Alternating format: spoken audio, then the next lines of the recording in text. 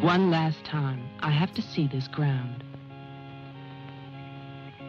It's beautiful now, as if nothing had happened here. Soon they will tear down the main house, and then nothing will be left. Nothing. Except what I remember. I grew up in the town nearby, where my father was the mayor, and where this house stood waiting for me. It was built by Wilfred Butler. We had never seen him, and he never lived at home. Until the day before Christmas in 1950, he finally did come back for the last time.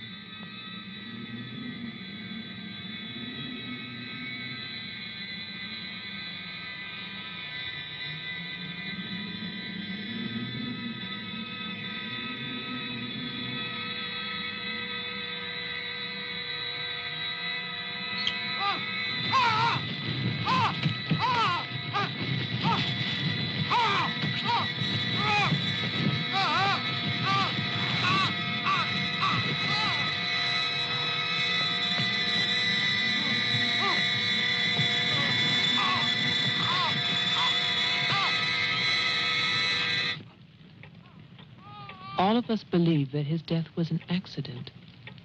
No one knew that another person had come to Butler House that Christmas.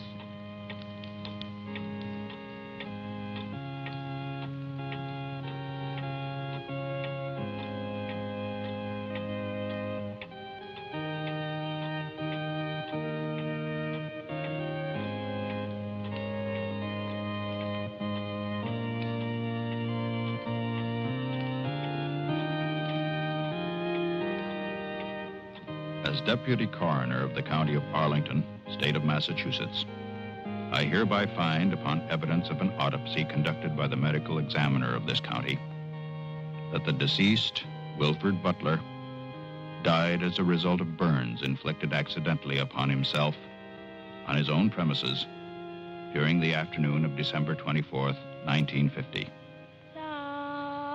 No further inquiry shall be held over the body of the deceased, and this inquest is officially closed. All is calm, all is bright, round yon Virgin Mother and Child.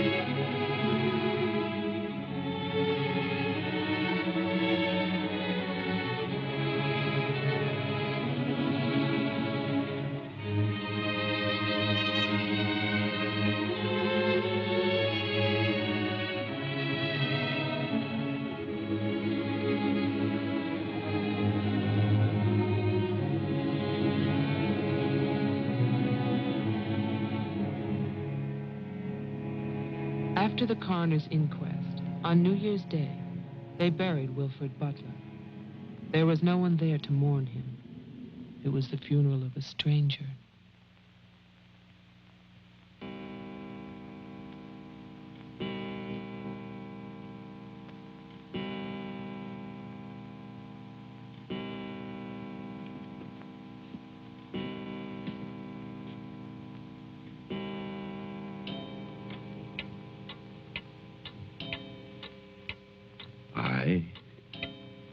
Wilfred Butler, being of sound mind and body, at least what the world considers sound, do hereby leave my house and its grounds and all personal effects within that house to my only surviving relation, my grandson, Geoffrey Butler. And I solemnly charge him with one duty. Let him leave the house as I left it, standing untouched to remind the world of its inhumanity and cruelty. For 20 years, that house lay empty, exactly as Wilfred left it. And then, last year, rumors began that it was finally being sold. The newspaper story traveled through the county to a state hospital for the criminally insane.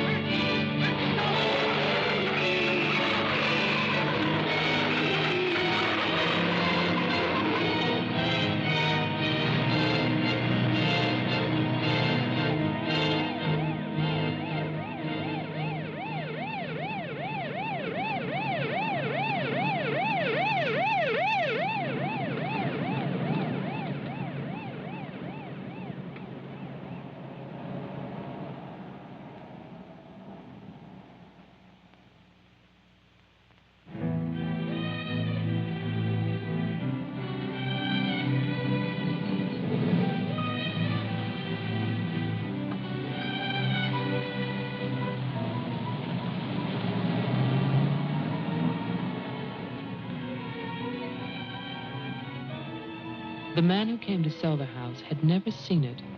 He was a lawyer from the city, just doing a job and enjoying it.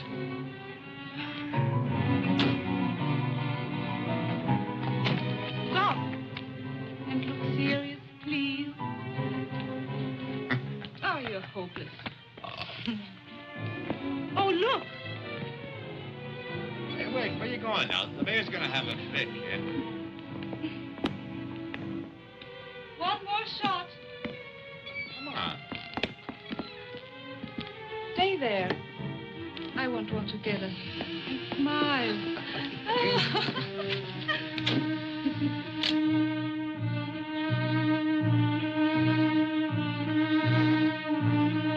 For all the news as it happens, stay tuned to WLIX, your voice of the Northeast. This is Roger Fowler with local stories. First, today's headlines. A warehouse fire still rages in Elizabeth. Police suspect arson. That escaped inmate at Margaretville State Hospital still at large, still hunted by state police. And over in Roxbury, the city passes a controversial housing code.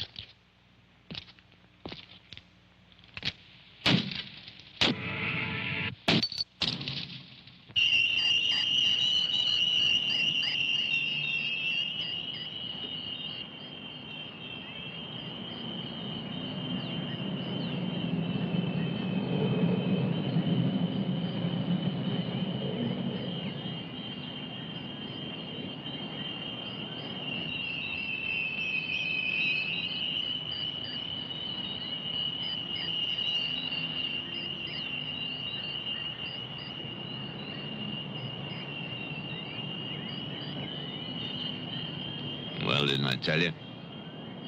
It's beautiful. Can we see the rest of it?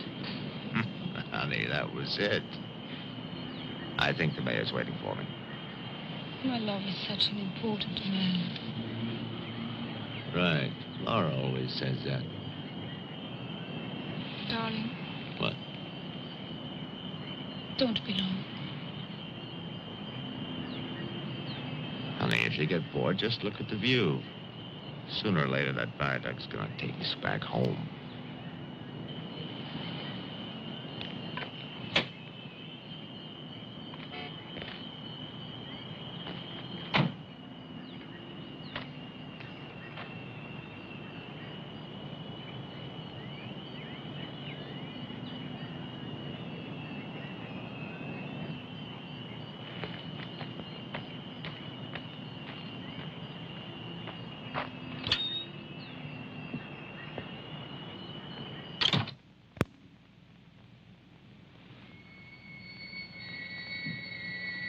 Mr. Carter.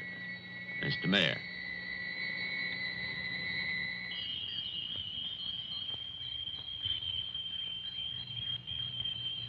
Let me introduce you. This is Charlie Tolman, who publishes our weekly newspaper, The Patriot. Mr. Tolman?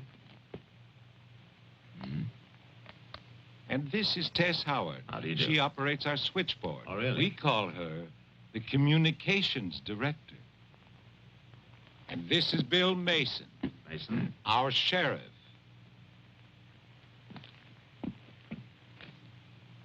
Won't you sit there, Mr. Carter, at the head of the table? Thank you.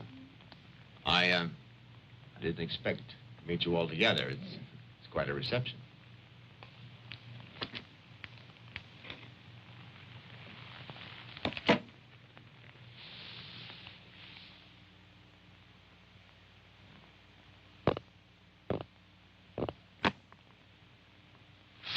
All right, let's begin. As you know, I've been retained by Jeffrey Butler. The matter concerns the house that he inherited from his grandfather, Wilfred Butler. Go on, Mr. Carter. I believe that you offered to buy the house for my client. Offered. We begged him. We wrote letters and we... That's enough, Tess. Well, it's true. Trouble. It was always trouble. I can sympathize. I spent the last 20 years and more driving people away from there. Prowlers, burglars, kids, they're the worst. Chasing for nothing because of that will. That drivel about humanity. No, no, no. Inhumanity. What the hell is that, huh?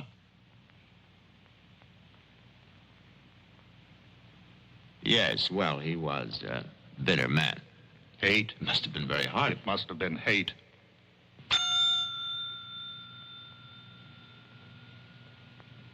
That man hated. Well, some people are like that.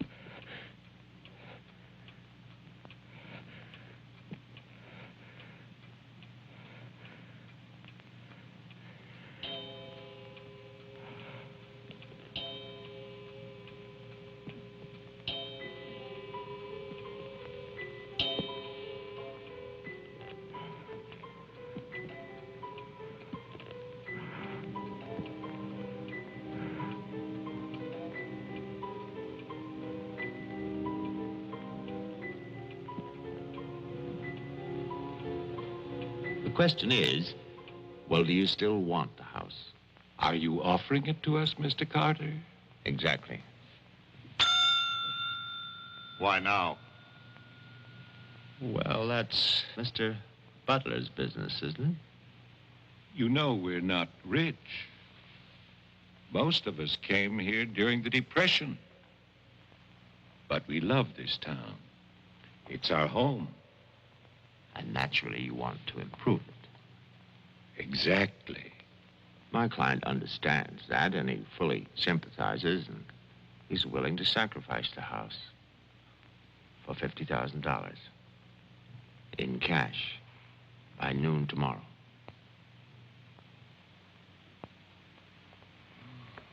That's an awful lot of cash.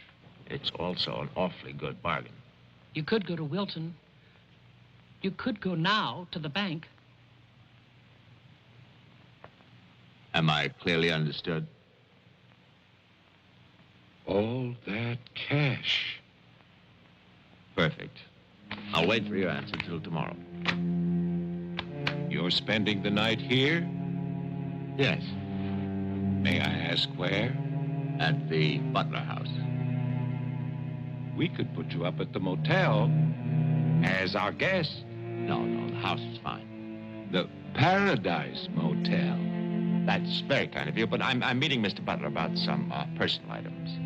You'll want a phone. I can reconnect the line. Don't trouble, please. No trouble.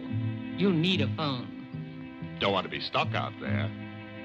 Mm-hmm. Well, you've convinced me. Thank you. By the way, have you known Mr. Butler a long time? No, I've never met him. He called me and asked me if I'd handle this for him. I said yes. He had the key delivered to my office. Mr. Mayor, Sheriff, Mr. Tolman, Miss Howard, see you all tomorrow. In fact, I'm looking forward to it.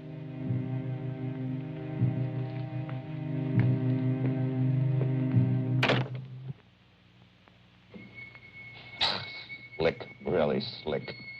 He's a big lawyer, Bill. You've got to expect that. Don't tell me about lawyers. Oh, you see the way he looked at us? You see his clothes? He's doing his job. Just don't tell me about lawyers. You know what I'd like to see? Two of them like that one talking to each other. Neither one of them would know what to believe. I love you, too. Honey, when I get home, I'm going to have a nice surprise for you. No, I can't tell you what it is now. It wouldn't be a surprise, now would it? No, I can't come home now, but it'll be very soon. Very soon. Honey, of course I miss you. Yes, I miss Mommy, too. Laura, how are you, kid?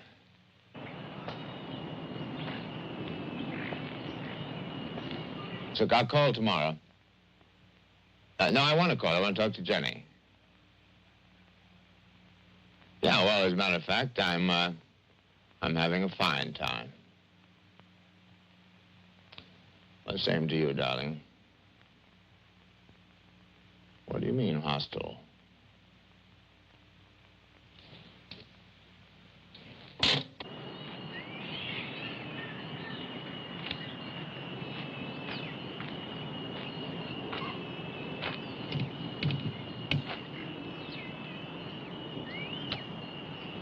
I was wondering, if we get it, what then?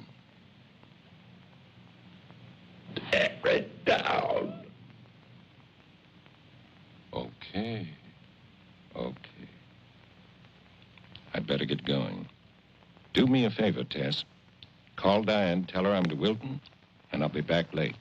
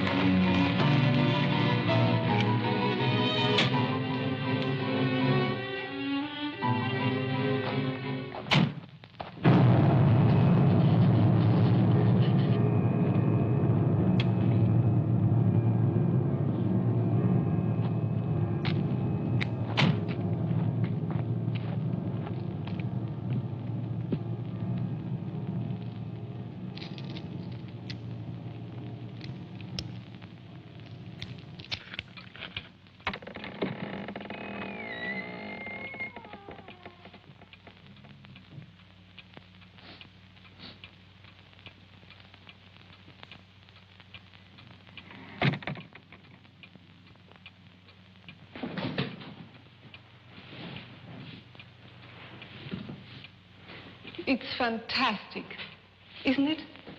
Yeah. Butler wasn't kidding. Nobody's lived here for years. That would be such a waste. It's his grandfather's monument. You know, The caretaker who keeps this place just the way he left it. What kind of monument is this? Well, that's the trouble. Nobody remembers anymore. That's what usually happens in America.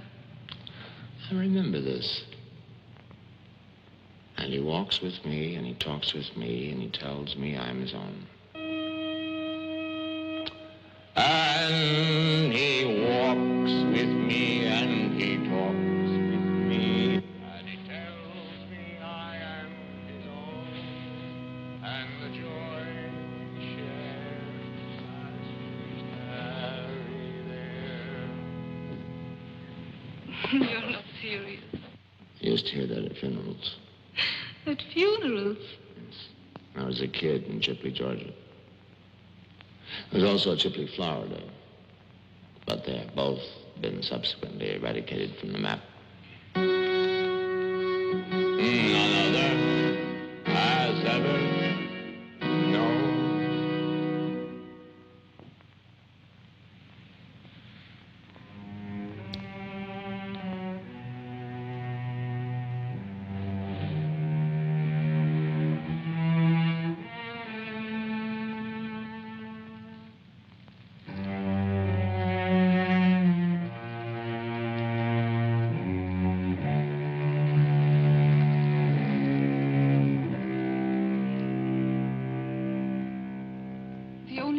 Was a delicatessen, so I brought you pastrami, salami, potato salad, macaroni, everything you like. We'll have bologna and macaroni. No, some of that potato salad. Did you pick the wine, too?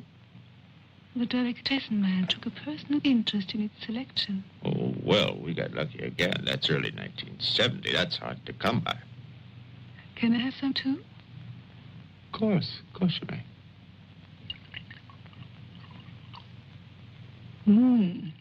Thank you.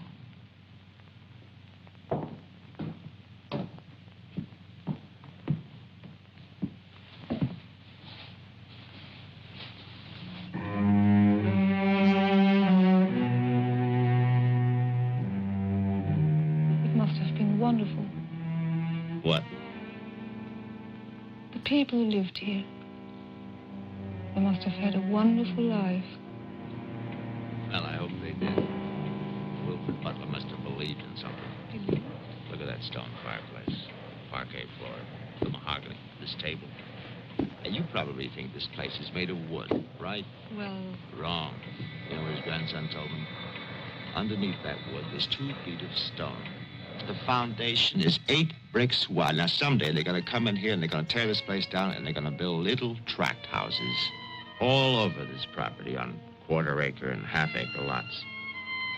And that bulldozer's going to come up that hill toward this house. And it's going to get the surprise of its life. They built a kingdom out here. Only nobody's left. No? Butler has a grandson. No. He's probably like the rest of us. Wants money. You know, he's asking $50,000 cash for this place, and if he only wait, he can get at least $250,000. But he won't take his time. So he'll get screwed.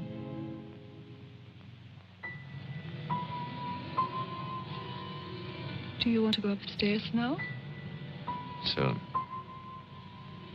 You know, one of the great pleasures in life is the pleasure of anticipating pleasure. Isn't it? We are very close now, aren't we? Sure, honey. Very close.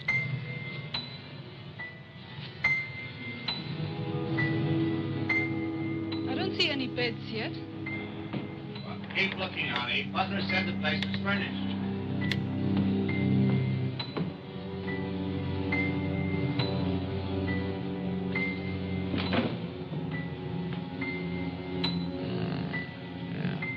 It's furnished.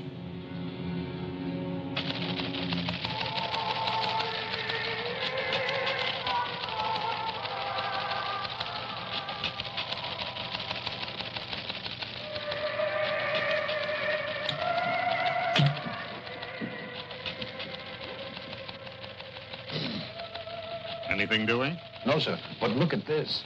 More football, huh? Look how they smeared that quarterback. Look at his arm. Got no time now. Otes.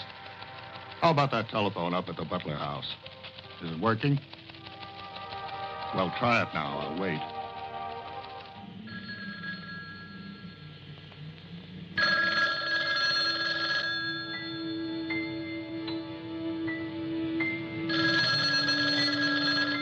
Hello? Oh, yes, Miss Howard. Yeah, the phone's working fine. Very nice of you to call. Thank you. Good night. Honey, I'm going down to the car to get some cigarettes. Be back in a minute. Okay. Don't get lonely. No, no.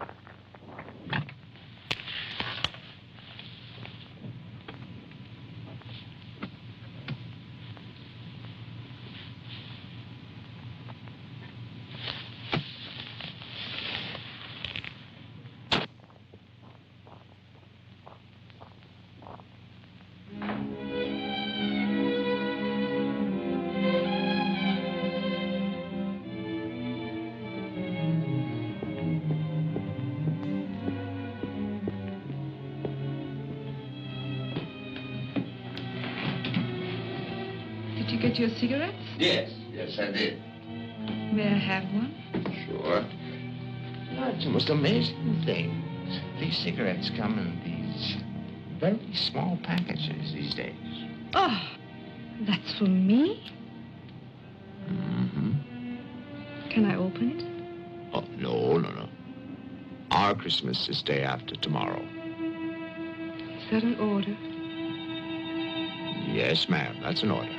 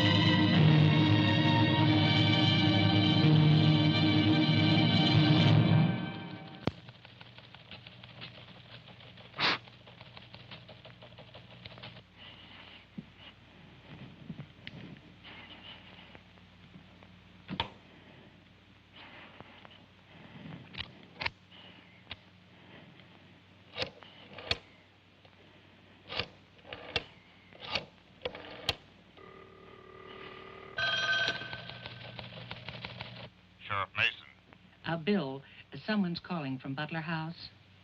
Okay, put him on. Go ahead now. Mr. Carter? I'm not Carter. Who is this? The honor. Butler. I'm worried, Sheriff. Carter's not here. Speak up, I can't hear you. I can't. I'm sick. Can you come here? What is it? What's wrong? His car's here, but he's gone. Won't you come? Okay. Now, you stay put in that house. I'll wait for you. Please, hurry. I'm afraid. Now, take it easy. I'm coming.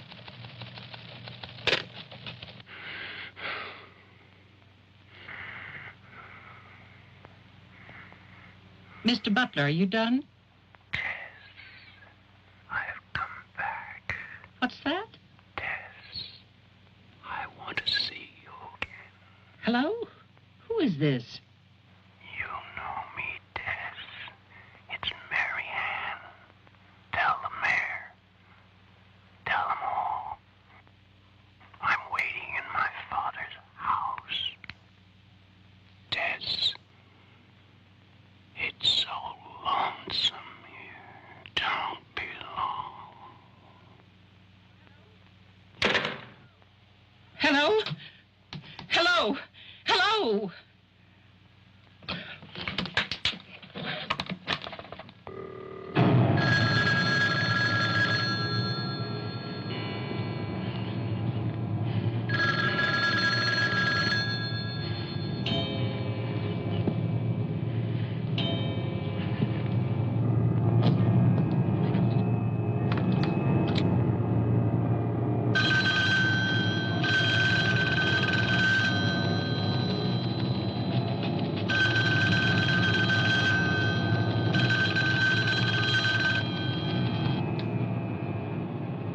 Oh, my God, where is everybody?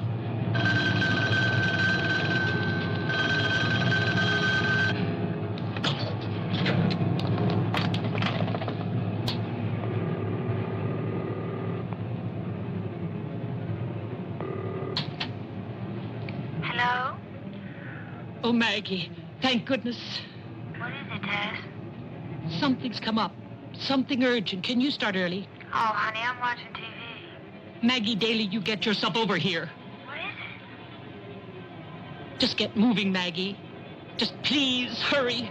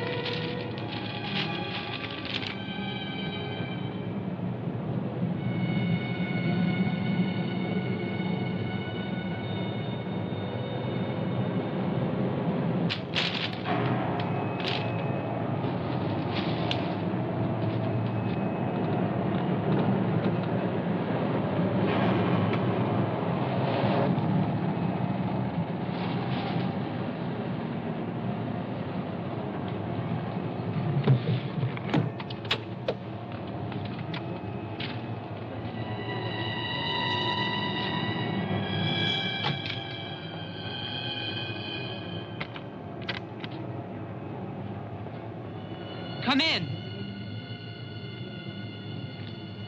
It's open. Okay, mister, that's far enough. What do you want here? Mayor, Try again. My father's not home. And don't move. you want me to put my hands up? No. Just stay there. What are you staring at? I seem to remember you from the road. That's why I'm holding a gun. You scare me. That makes sense. Thanks. Does everybody carry one here? You can ask the sheriff when he gets here. I'll call him. I'm sorry to disappoint you, but the sheriff's office is empty. How do you know? I was just there. Who are you? Jeffrey Butler. Oh, you're the one who's selling the house. Yes. Have you any ID? Come on. Don't laugh at me. I want your ID. Some maniac escaped from Margaretville.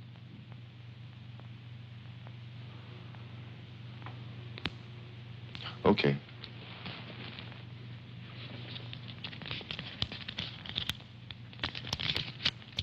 Put it on the table.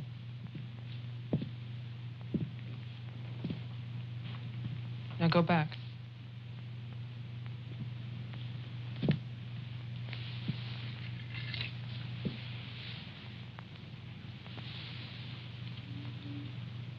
California license.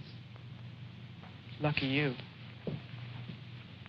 Would you like to see my maniac card from the asylum? They give you one when you escape. There's a big scarlet M on it so people won't get confused. Okay. Look, I'm sorry about the gun. My father's in Wilton getting your money. All I want to do is to get into my house. The sheriff's deputy might have a key. He's about the only one I know of. Well, where's he? You go down the road about 1.5 miles till you come to a white house with a white fence, and then you can't miss it. Thanks. That's okay. Merry Christmas. Same to you.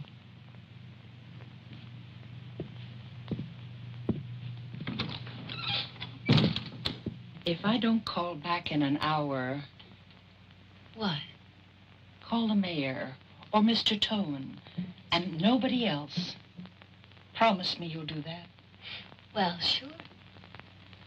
Mark it down, honey, so you'll have it. Sheriff to 301.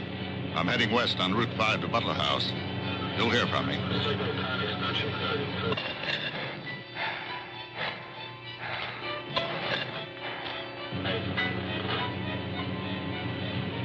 What the hell? What's that light out there?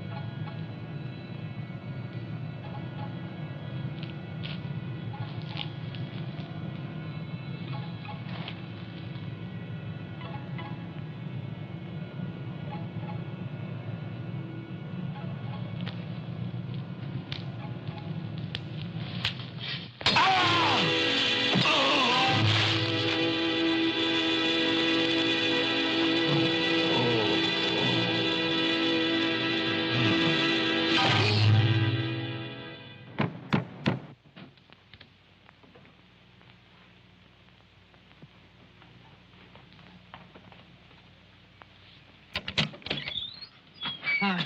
Hi. Did you find the deputy? No, I wasn't there. Oh. I was thinking, isn't your lawyer supposed to be at the house? The door was locked. His car was there, so I borrowed it. You mean you stole a car? Yeah. Keeping it warm. What if he needs it? Let him find me. Who's coming to dinner? Oh, Daddy. We always have dinner every Thursday. Do you want something? No, I ate Paradise Motel.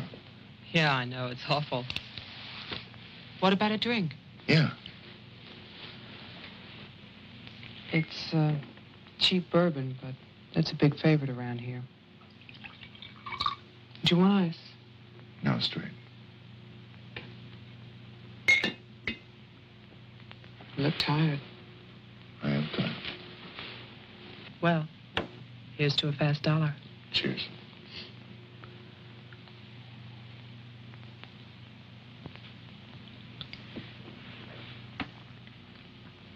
Why did you decide to sell the house? Needed the cash. After all these years? I need it now. Huh. What's it like on the inside? You know, I've never seen the inside. When I was a child, my father told me to stay away from it, or something terrible might happen. Sort of like a haunted house. I haven't seen it either. You're going to sell it and you've never seen it? Yeah. I don't know. It's too bad. It's about the only place to see around here. Oh, I forgot. Someone keeps calling with a message for my father. She says that she's waiting at your house, in the reception room. What woman is waiting in my house in the reception room? Oh, I don't know. It's not a voice that I know. I better go out then. Can I come too? What for? I'm pushy. I suppose you'll be going back to California soon. California? You said you lived there, remember? No, I'll be traveling. Jeff, look. It's the sheriff's car.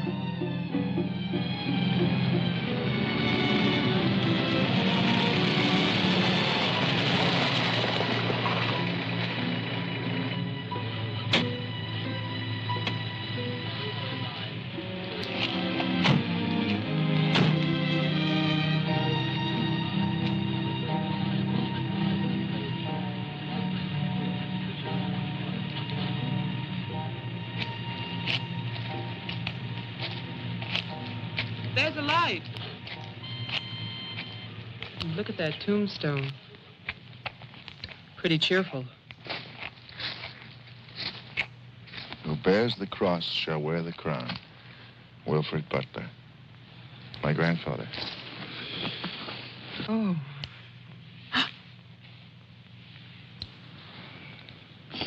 Someone left their sunglasses in the snow. They're the sheriff's. My lawyer's missing. So is the sheriff. You get strange phone calls. And now someone's fascinated by my grandfather's grave. Let's get out of here. You still want to go to my house? Yes. But I don't want to go alone. Listen. I'm not nervous. Well, of course you're not. Oh, it's the cold. I'm shaking from it. Let's get out of here. Okay.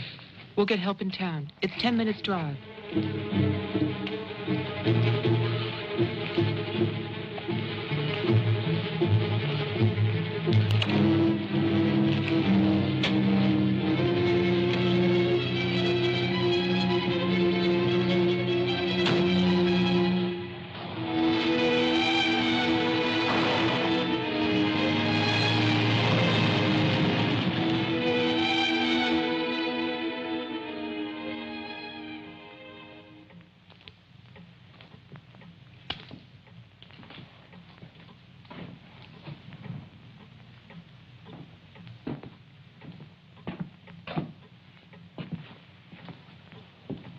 Good night, Mr. Toman. Have a nice holiday.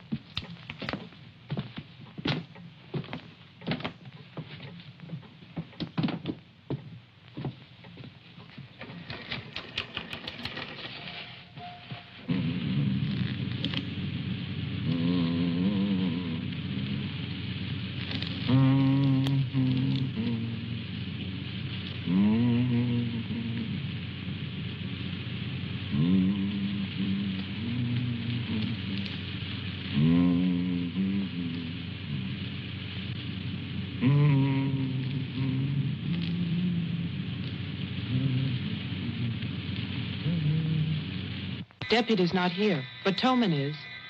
Who's Toman? Come on, you'll see.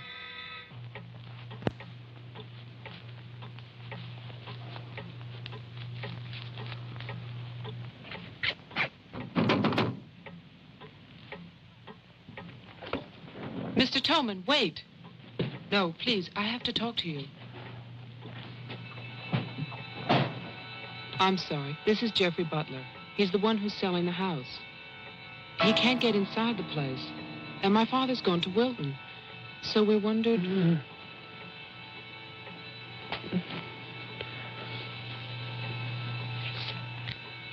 Anything wrong? He'll tell us. Tess has gone to his house. Why would she go there? I don't know. Anyway, she won't get in. You say it's locked. He says she hates the place. Would you like to drive there? Diana could stay here, lock herself in. I need a key.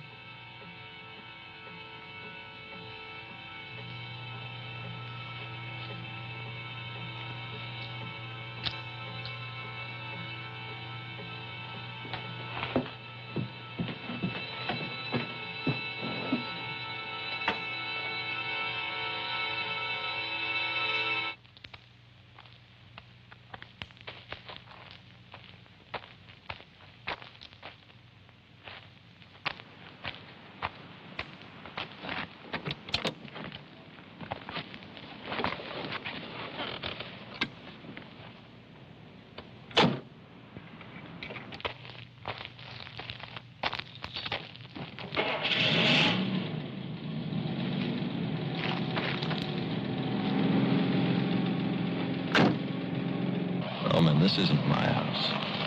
It's Tess's.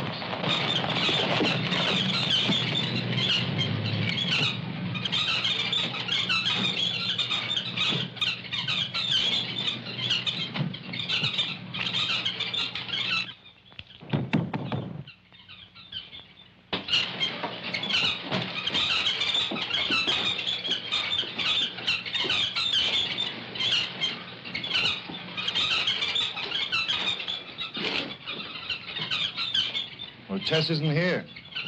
Are you satisfied? She must have gone to my place. Well, why wouldn't she go there? She hates it. Maybe she went to see the woman who's there. Someone called the mayor's house before. Said she'd be waiting.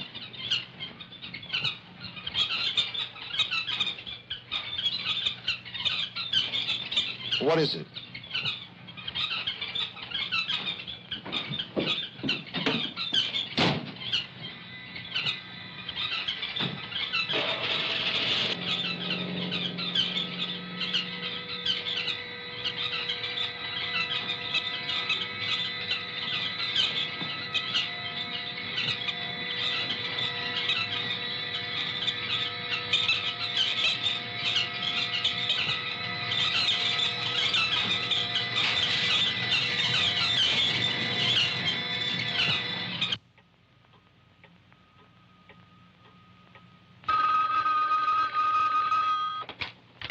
Hello, Jeff?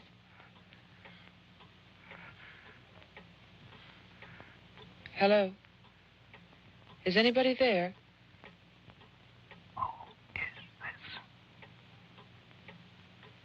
I'm Diane Adams. I spoke to you before. Bring your father to the house. This is Marianne. Tell him I have the diary. I'm waiting. Who are you? He'll know.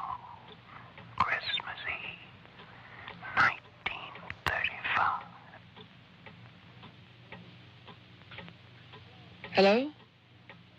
Hello?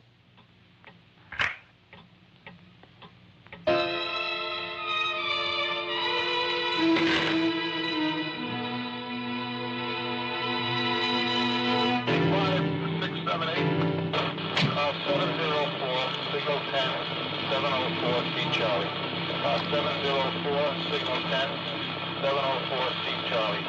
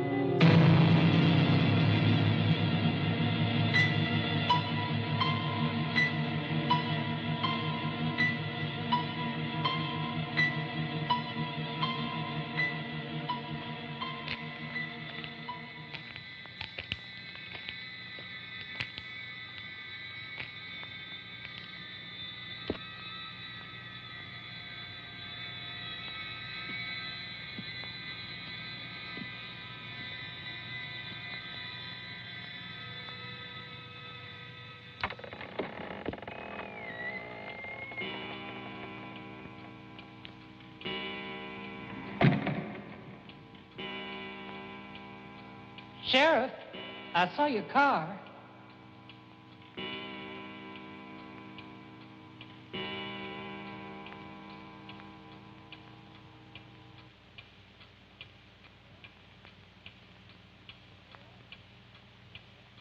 Bill? Is that you?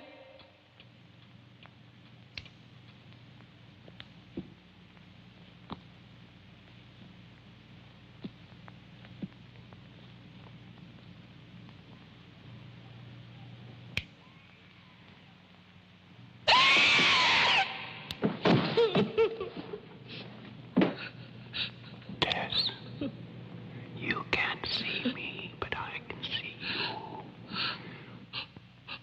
you. Oh, yes, I remember that face.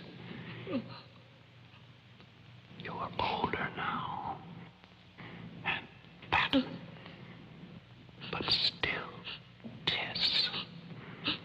And you're frightened, aren't you? Don't be afraid. I want to help you. Take my hand. Take it, Tess.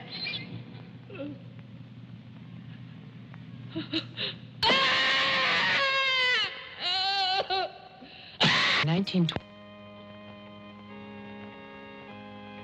The person on the telephone said 1935, Christmas Eve. But that's not the beginning. In 1927, Butler House was restored by Wilfred Butler. After that, I find social notes, parties, nothing special. Then, in 1930, Butler's wife, Catherine, dies of tuberculosis. In August 1933, it starts. Wilfred Butler's daughter is cruelly attacked and raped.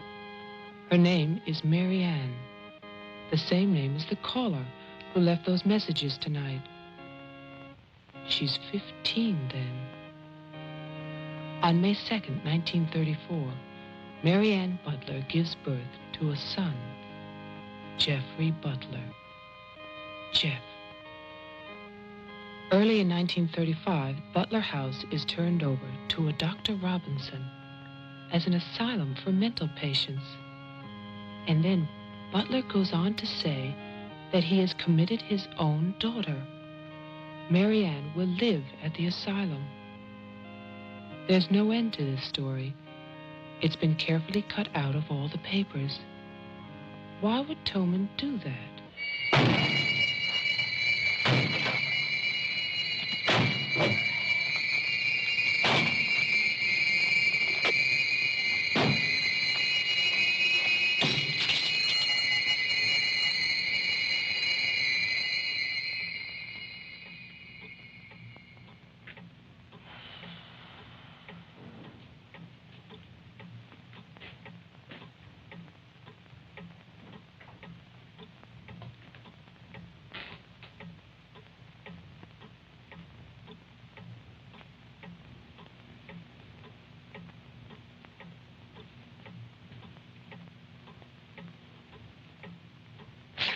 You scared me.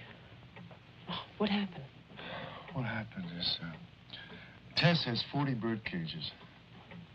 Toman is hysterical. Everybody's at my house but me. It's cold outside, and you forgot to lock the door.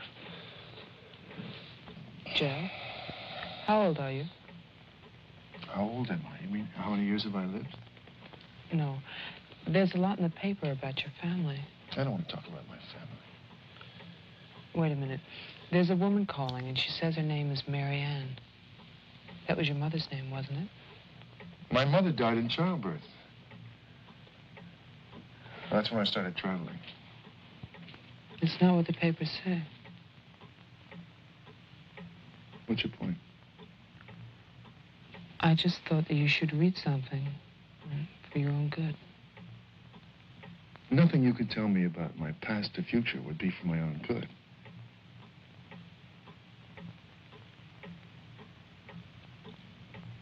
Where is the paper? It's on the table.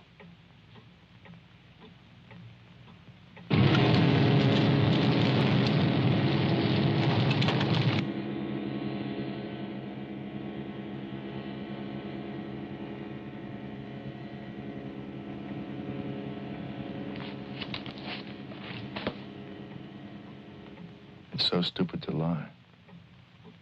I missed the whole event. Jeff, maybe your mother's still alive. Maybe she's waiting for you at the house. I don't know.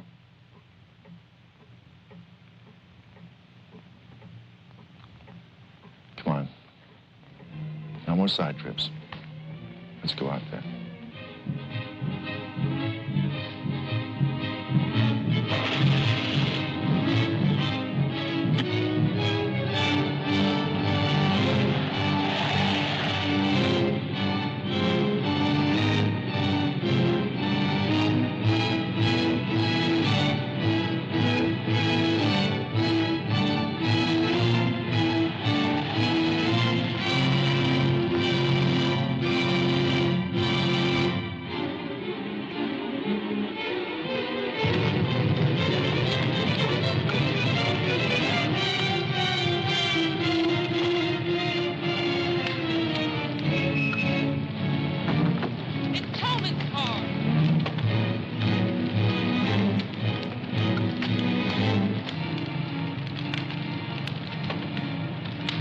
It's empty.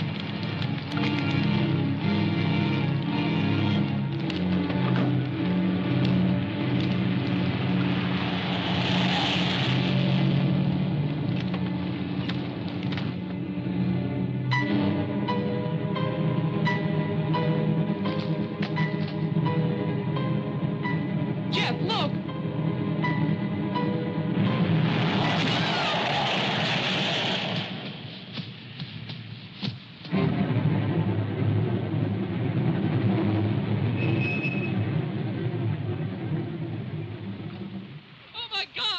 Stay back! It's Toman! Stay back!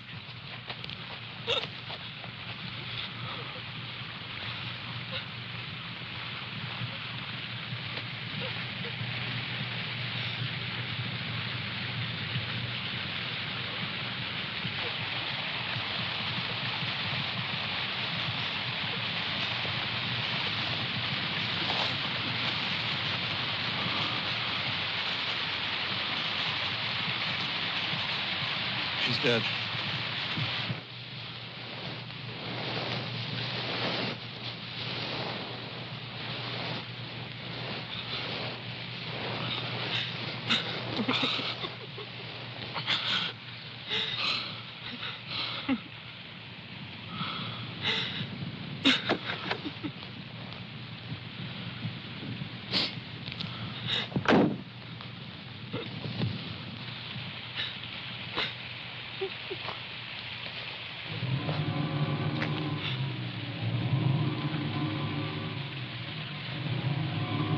His hands.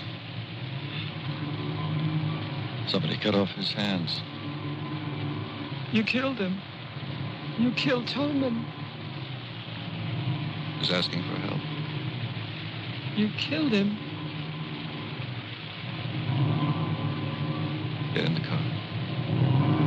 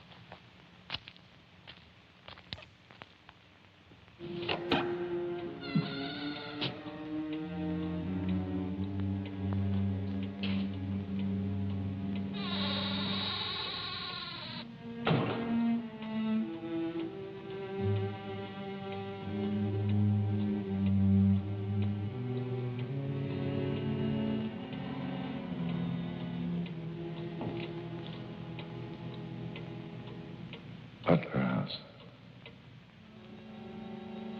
The keys. He took them.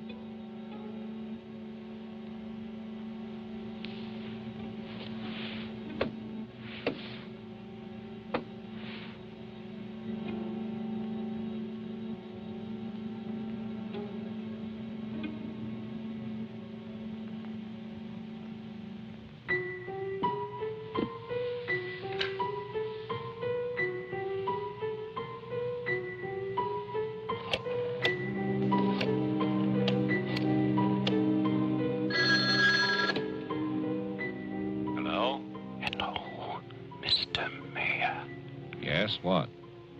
This is Marianne Butler. I'm calling from my house. Won't you come over here, Mr. Mayor? We're having a reunion. Everyone's here, even your daughter.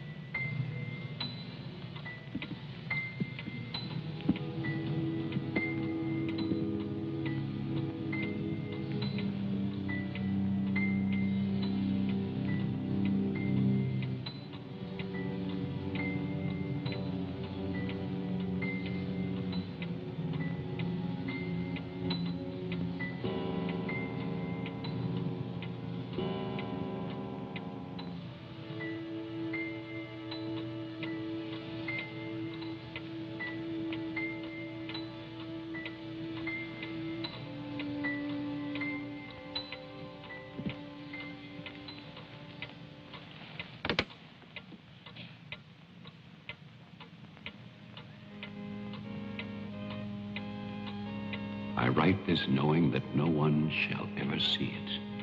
Not my beloved daughter, or even my grandson, Jeffrey. I write for myself in the hope of forgiveness, if that is still possible.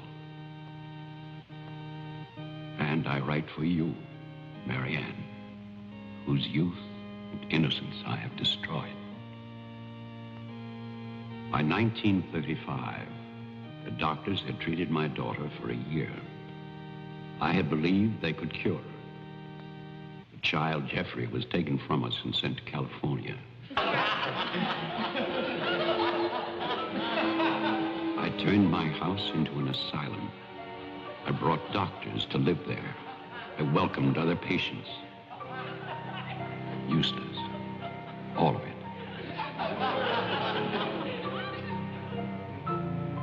I remembered what she had been. There was never a lovelier, happier child.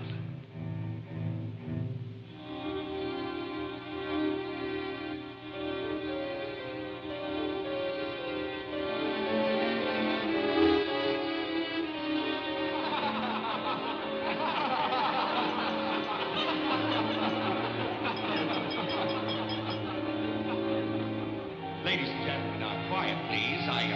I propose a toast. Doctor, please. By Christmas of the first year, I knew that I must act, not for myself, but for my helpless child. Led him to create this institution.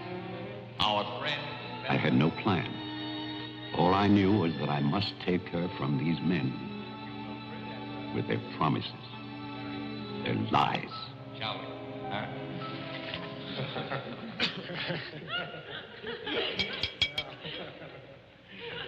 For he's a jolly good fellow, for he's a jolly good fellow, for he's a jolly good fellow, which nobody can deny, which nobody can deny, which nobody can deny, for he's a jolly good fellow, which nobody can deny.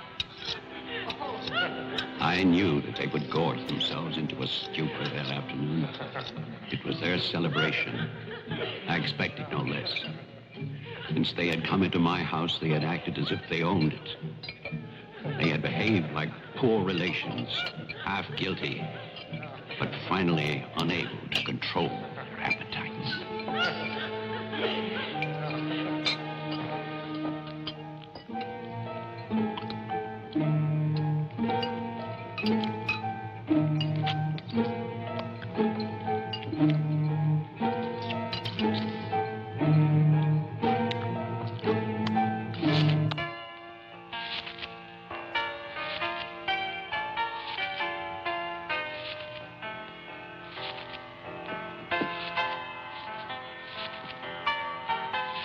After dinner, they danced and drank as they usually did. All the time, Robinson would smile and reassure me. They expected me to believe, because I had no choice. Wilfred, trust me. He really believed Marianne would be well. He saw a light. There is a light at the end of a long tunnel. Believe me. There is a light at the end of a long tunnel.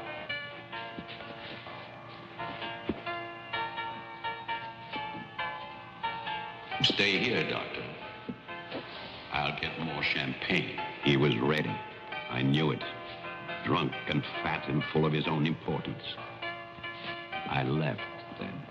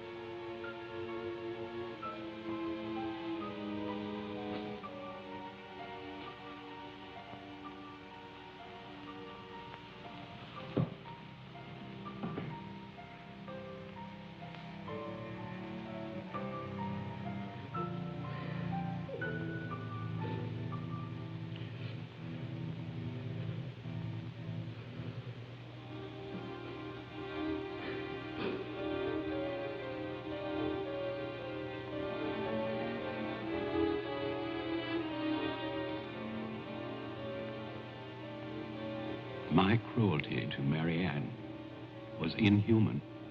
I know that. I had loved her. I had fathered our child, Jeffrey. I had brought her to this. But I swear that on that afternoon, all I wanted was to save my child.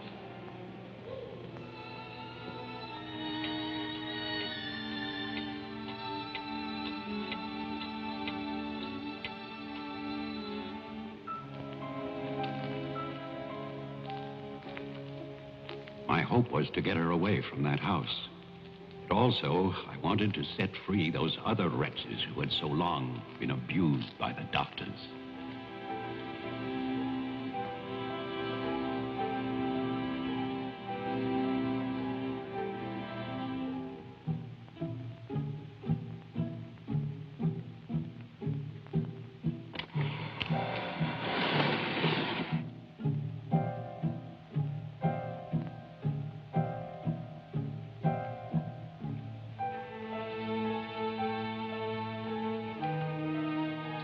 I knew what they might do if these inmates were freed. And this is my guilt. I knew, and still I freed them.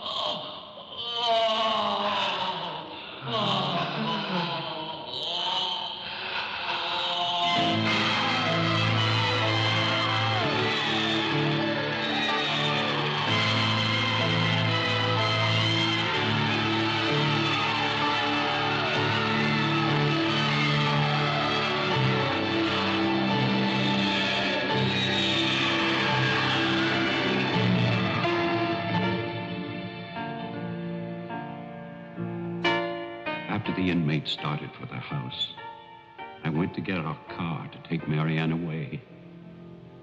I do not know exactly when she slipped away from me.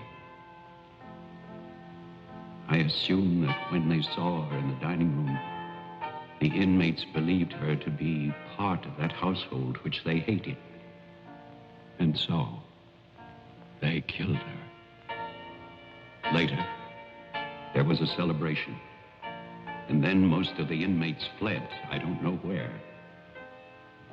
But I shall never forget what they did to my child. Since that Christmas, I have lived in prisons and asylums. Lived anonymously, as an animal. I have wandered in bitterness until all seasons have become as one. And that is a season of vengeance.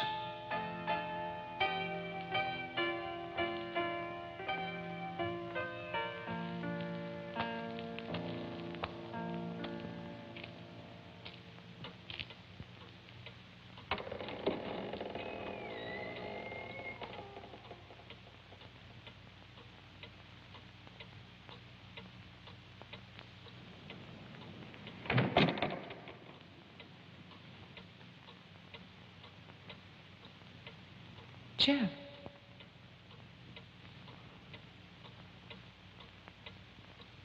Jeff. Wilfred Butler is still alive. This is still his house. Your grandfather died in 1950.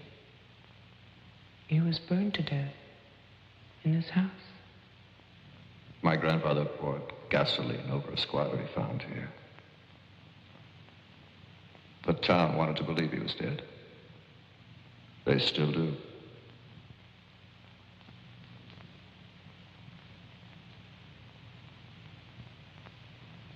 This house was an asylum.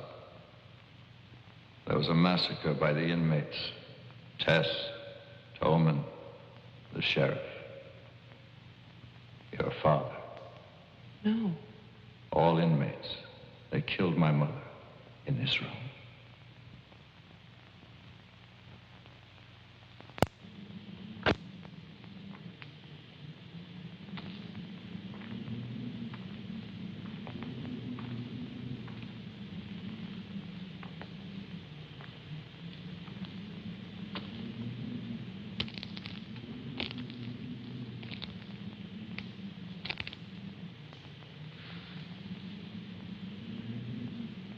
Who's that?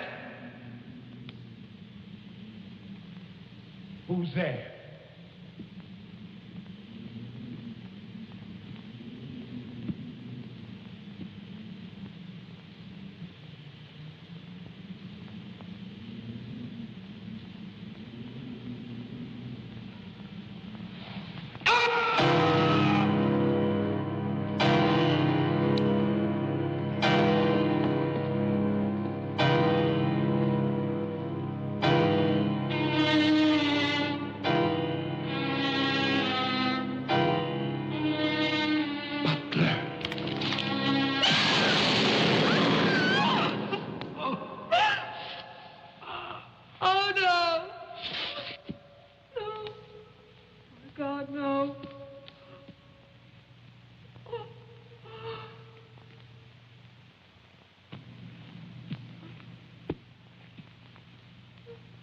Daddy? Daddy?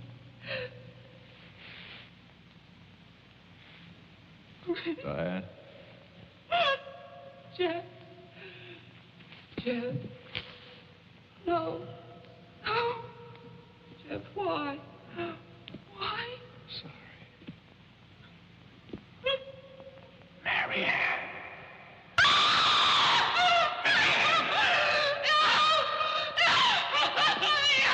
Don't run away. Don't. I'm your father. Don't be afraid. I won't hurt you. Please.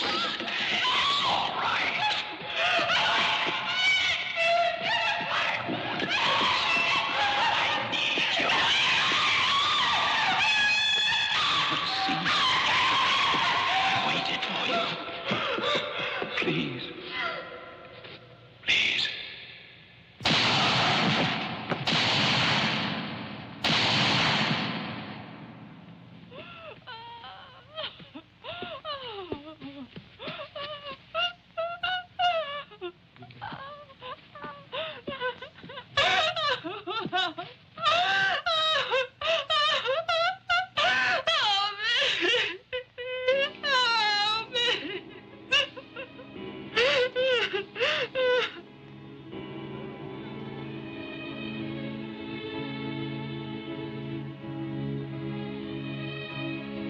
I spent that night weeping.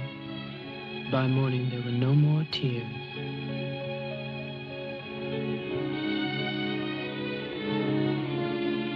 I know that my father and Jeffrey both thought they were shooting at killers, but they were simply the last victims in that house of victims.